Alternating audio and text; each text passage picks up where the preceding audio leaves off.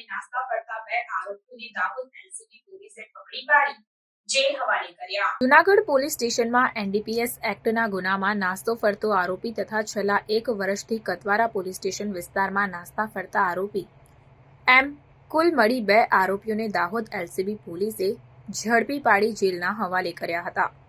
દાહોદ જિલ્લા પોલીસ વડાની સૂચના તેમજ માર્ગદર્શન હેઠળ દાહોદ જિલ્લાની તમામ પોલીસ કામગીરી કરી રહી છે। ત્યારે દાહોદ એલસીબી પોલીસને મળેલ બાતમીના આધારે છેલ્લા 1 વર્ષથી જૂનાગઢ પોલીસ સ્ટેશનના ગુનામાં તેમજ છેલ્લા 1 વર્ષથી કતવારા પોલીસ સ્ટેશનના ધાડના ગુનામાં નાસ્તો ફરતો દશરથ ઉર્ફે દશરથસિંહ કટારા તેમજ ભૈરવસિંહ ખુમાનસિંહ ડામોર નાઓને તેઓના આશ્રય સ્થાનેથી દાહોદ એલસીબી પોલીસે ઝડપી પાડી જેલના સળિયા પાછળ ધકેલી દઈ આગળની કાયદેસરની કાર્યવાહી હાથ ધરી છે।